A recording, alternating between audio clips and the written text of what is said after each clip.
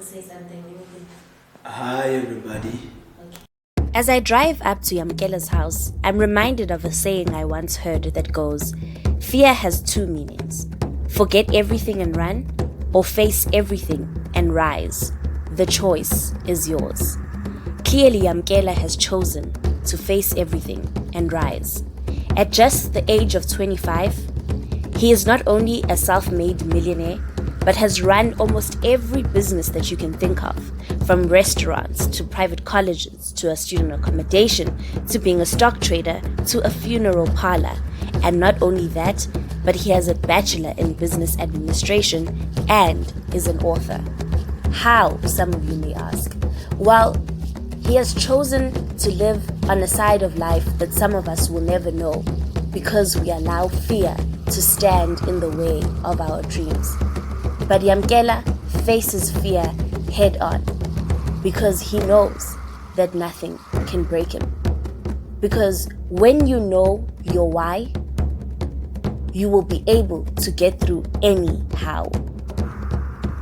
It is hard to fail, but it is worse to never have tried to succeed.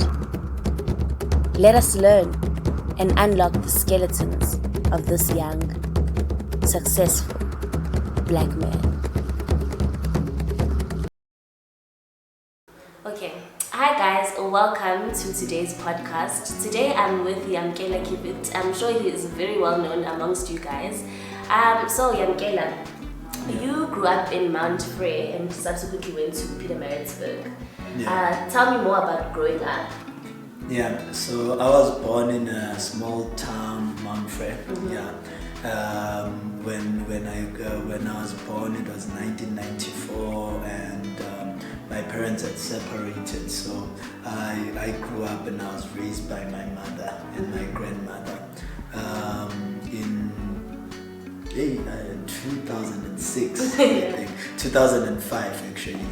My mom got married and moved to Pietermaritzburg, and then that's when I moved to Pietermaritzburg as well.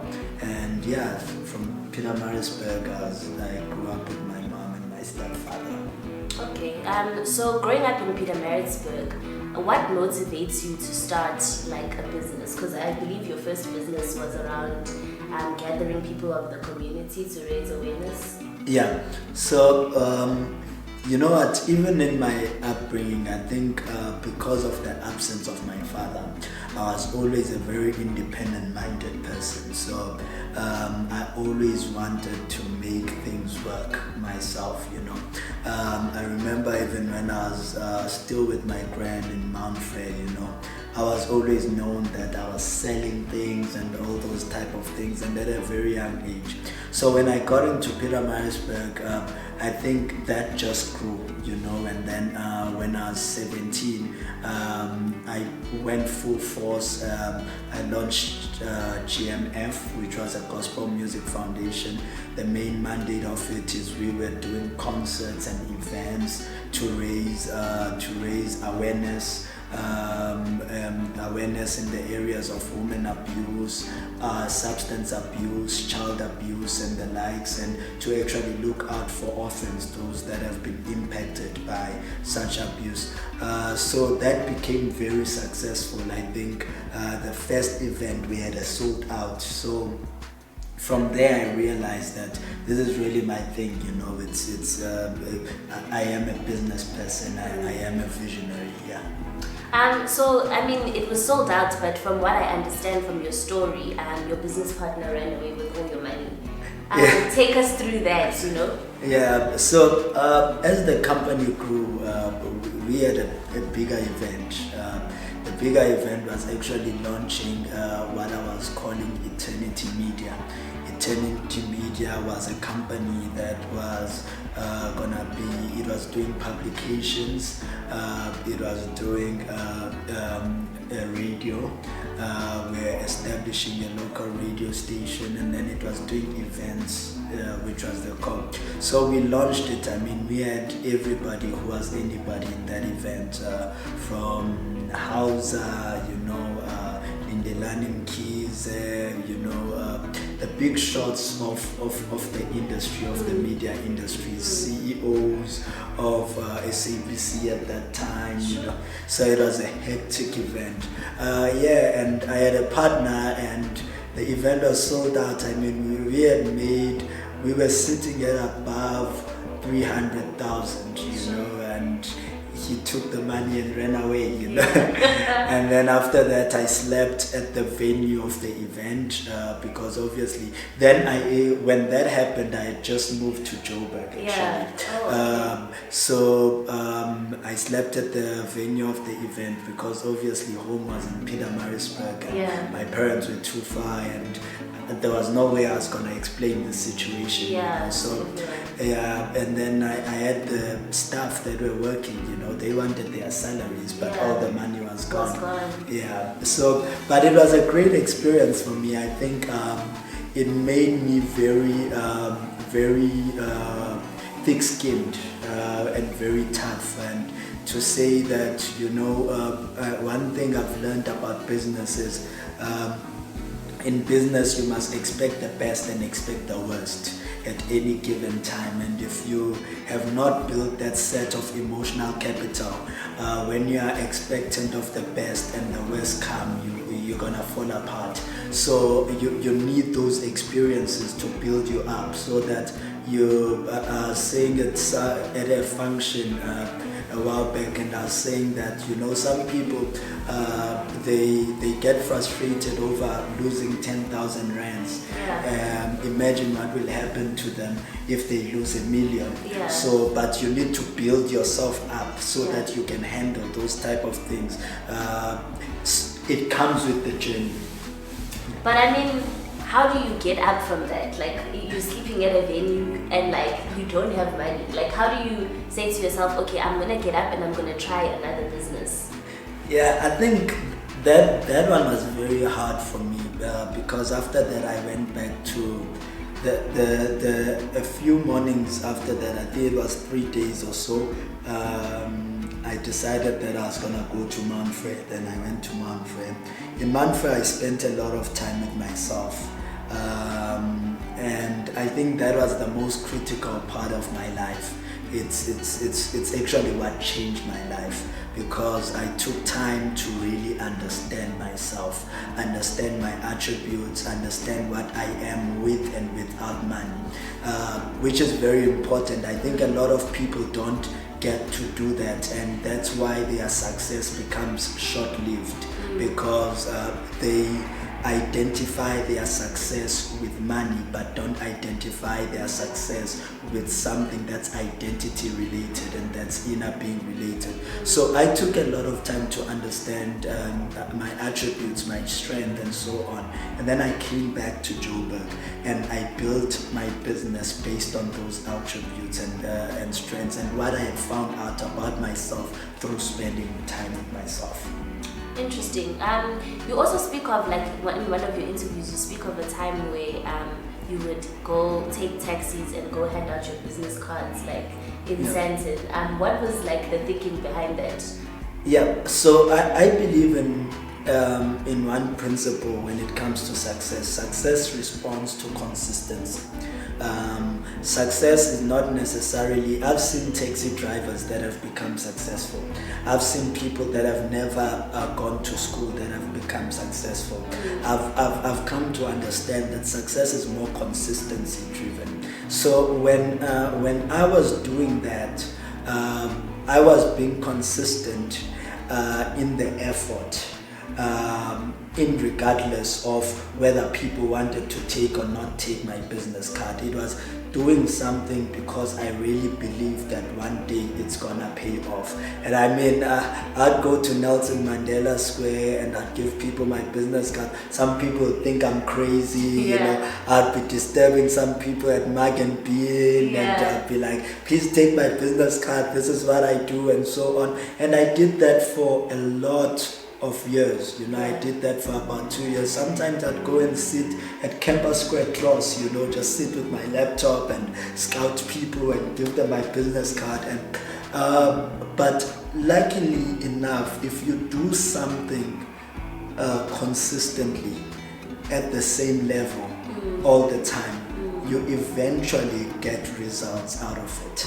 It's almost like even if you are a person that is not very strong and you are trying to move the wardrobe in your room or something, if you keep pushing, you know, whether it keeps moving by an inch every second, if you do it hard enough and consistently enough, eventually it does what you want it to do. And that's really what happened to me. I continued to do it when it was not making money. I mean, my business for the first few years, it was not making money, you know. I pushed until such a season where the business was really making money, and because I had pushed so hard, the business grew so fast. And I've also heard you speak a lot about seasons, and I hear you mention it now as well. Do you think like your understanding of different seasons comes from like your Christian upbringing, or do you think you just taking the journey to find yourself, you understand that in life there are different seasons? Like, what do you think makes you able to understand that there are different seasons and to be able to weather the seasons? Yeah, I think the spiritual element definitely is a huge contributor. Sure. I also believe experience is also a huge contributor. I said this to someone else. I said that what I understand about life now is that life is more about experiences than it is about days. And if you get to understand what experience is a whole different seasons put together. So when you want to deal with life, you need to be in the mindset that I am willing to experience whatever seasons that life brings to me, because those seasons are the ones that form life. You know, some people say when they think about hurt, they like, I don't want to experience hurt in my life, but it is hurt that actually adds value to life. To your life. Some people think about being broken as if I get broken, and I've had times where the business grew and I went back to zero again, you know, and it's that going to the top and getting back to the bottom that actually makes me say that, man, I'm a successful businessman. I've been at the top, I've been at the bottom, been at the top again. It's those experiences, and people fear those experiences because seasons have a sense of discomfort when you are entering into them. It's just like winter. The moment winter starts, it gives you a bit of a sense of discomfort because it becomes different from the season that's before. But the moment you get to understand the season, you get to accept the season, you start to groom yourself with the right thing that will make you sustain in the season, whether it's more blankets, whether it's whatever, and then you get to understand that actually this season was just forming part of the year. It was nothing different. So I've got to understand life in that aspect, and I think that is what has made me be able to deal with different seasons better. So, I mean, the question becomes like, you're only 25, you know, like, how did you get to understand life like this? Like, what would you attribute it to? I mean, I know you said you took time out to get to know yourself, but do you think it's like reading? Do you think it's education? Do you think it's exposing yourself? What is it? I think it's being fearless that has made me like this. I've done things that some 40-year-olds still dream of doing even today. I've done things that 50-year-olds are still scared of doing. You know, if you spend time with me, you'll know that my mentality, things at my level, and even things at a retired person's level, because I've tried to do everything that I want to do.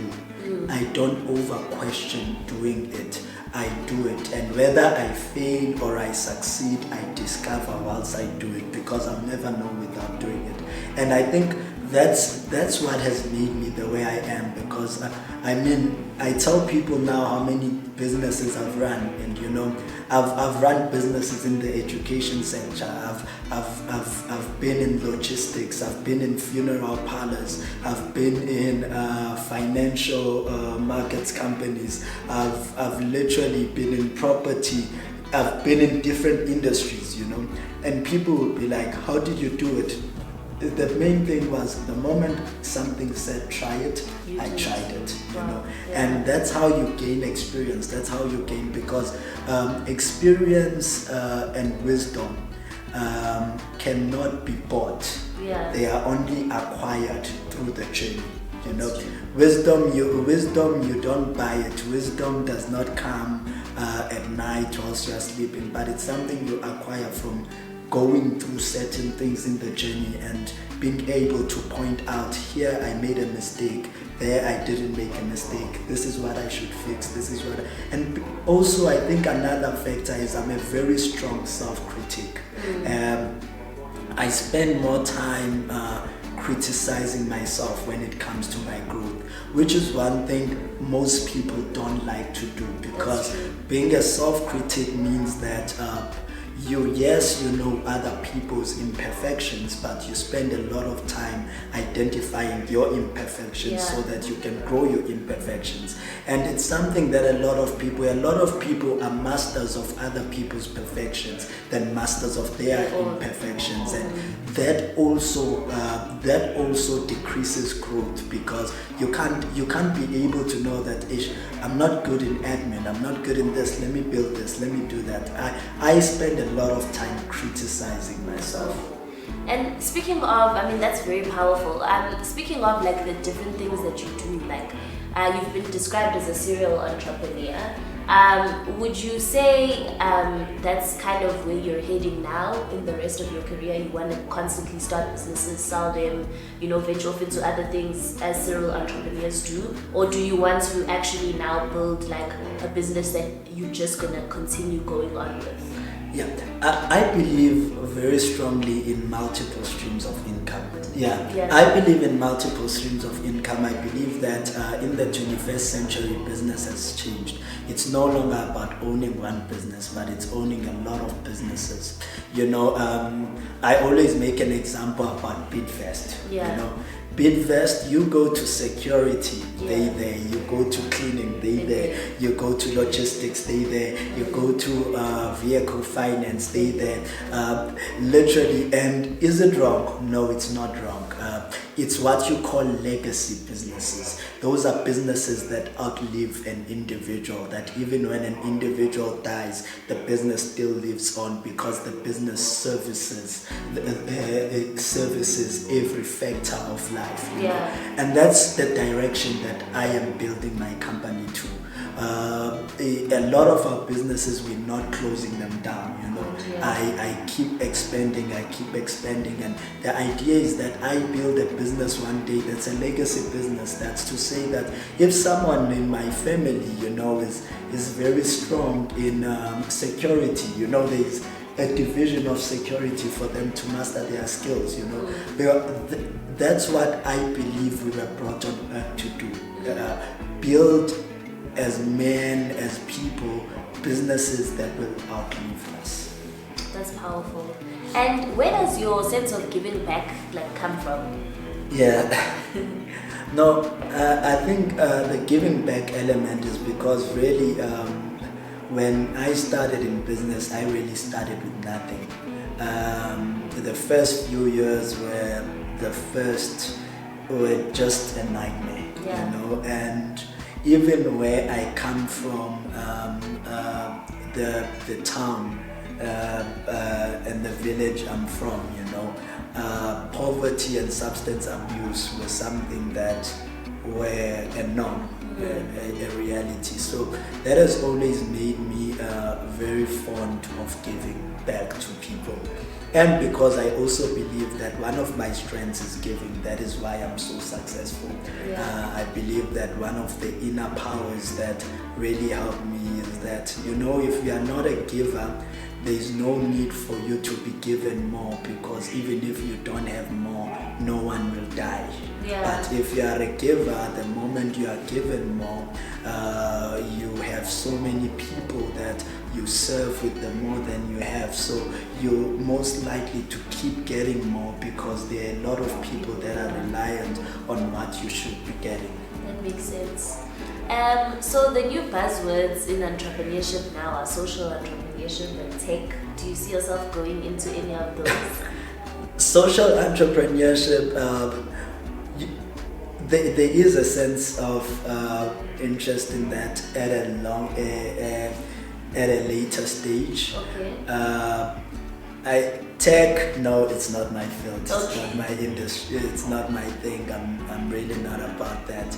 But social entrepreneurship, we're really branching out. We're trying to get into social entrepreneurship, even with the books that I keep releasing. You know? It's a strategy to tap in. And with the new book, what can we look forward to? Skeletons of a Black Successful Man. Yeah. Wow, that book it's really real. Yeah. You know, it speaks about what people don't know about a successful man. You know, you get a lot of books that teach us how to be successful, the ABCDs of success. I speak about realities of Black success, what you go through. The industry challenges that you faced, you know. I speak about when you issues around bribing. I speak about issues around life-threatening issues. I speak about the fact that, you know, when you become a Black successful man, a few people understand you. Your family does not understand you because you live in a reality that they don't live in and that they've never lived in.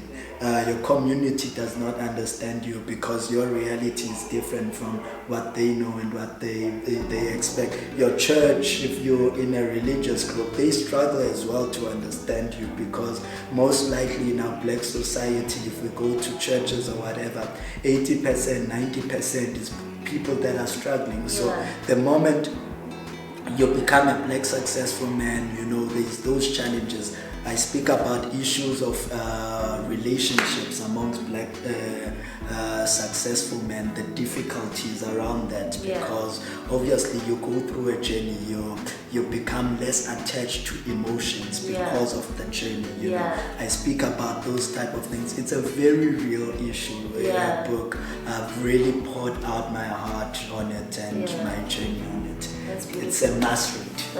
Definitely. When can we expect it? Where can we find it? Yeah, so I'm launching Skeletons of a Black Successful Man on the 24th of August at the Capital West Hotel, and then it will be the first book that will be all over stores. So it's gonna be at CNE, it's gonna be at Combooks, what's the other bookstore, exclusive books as well. So it's gonna be quite it's gonna be quite a big book, you know. And on the launch of the book, we've got Fusi Tembewayo there. We'll be having Benjamin Dube and a few other entrepreneurs. That's beautiful. Has anyone played a role in mentoring you, like as the current successful Black men who are in business right now? Have they played a role in mentoring you? I don't believe in mentorship a lot. Why? I believe that maybe, let me not say I don't believe in mentorship. Okay. I believe that as Black people have not been taught how to mentor.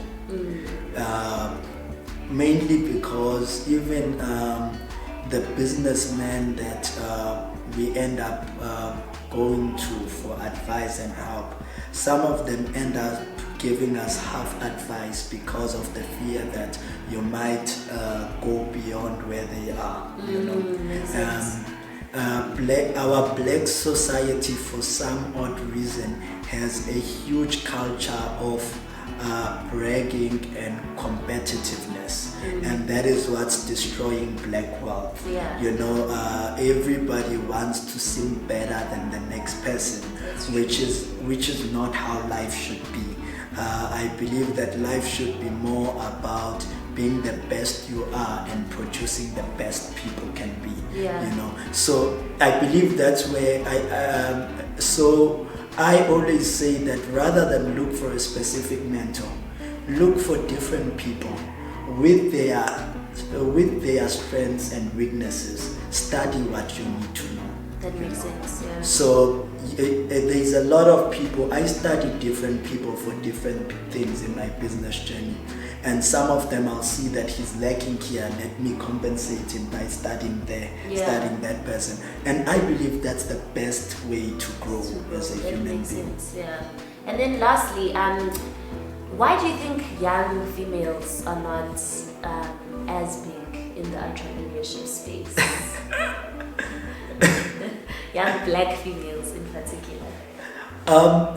Wow, this is gonna be so controversial after I share it. But this, remember, I'm also a church person, so yes. okay. I believe that it is not that women are not competent to be in business. Of course. Yeah, I don't believe that. Yeah. But according to my spiritual belief, based on the book that I read, which is the Bible, you know, I'm a firm believer that a woman was built to find comfort in the man's vision. Okay. And what I mean by that is the man's vision was supposed to be so strong that whatever the woman wants to build, it is built in the foundations of the strength of a man's vision. So it's not first nature for a woman to build a vision. You know, she was not meant to be a visionary. She was meant to be a helper to a visionary, so that the visionary can have something to actually hold on to and support him in the journey. Yeah. And then every vision that she would have will be a vision that is based on the main vision, which is the man's vision.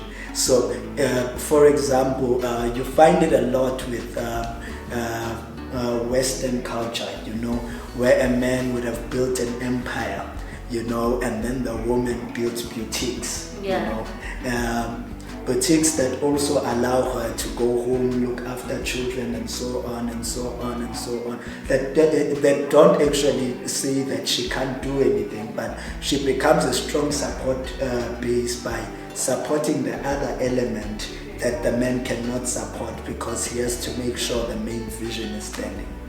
So I mean, what about women like who don't see that? Like they see the vision.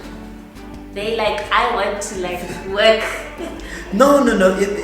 It's possible. They are. Hence, I'm saying in the mind is based on my belief. Okay. Sure. So it is possible. There are some women that you see that really work, you know, want to work and want to push, and it's never wrong. But you'll also find with those women that the reality of humankind, whether we are men or women, we want to belong, and we want to be loved. That's the reality. And people, I think, try to run away from that by coming up with all these nice philosophies that make them sleep better at night, you know. So, but the reality is everybody wants at some stage to feel, even the most, I've found women that are very ambitious, but they still want the sense. There's nothing that prides a woman that coming to a place and saying that, you know what, my husband bought those couches, you know. It's not necessarily what makes her happy is not necessarily the couches, but it's the mere fact that he had a vision so strong that was able to bring those couches to the lounge. You know, she's not attached to that. So that's how every human being, you know, no matter how ambitious a woman is, they want that certain sense of comfort, of relaxation, to say that there's someone else who also sees a big picture. Okay, no, I hear you. Is there anyone who you want to bring couches to? Okay. Wait. Okay, no, it's fine.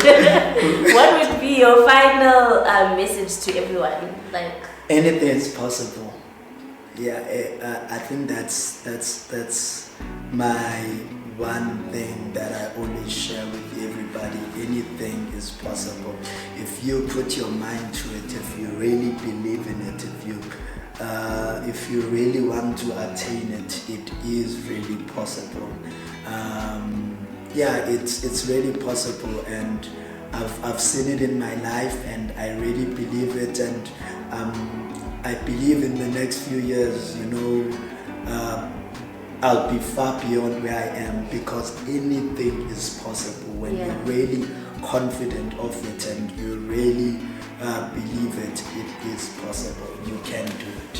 Thank you so much for your time. I like to end these off with an appreciation. And I think what I appreciate about you is how open and welcoming you are to everyone, and how you constantly are willing to just share your journey. And as you've said, a lot of people are closed off and want to sort of hide their things, but you always willing to share knowledge, ideas, experiences, and I think that's something very rare. And honestly, keep pushing, because you inspire a lot of people. So that's what I appreciate. Thank you so much.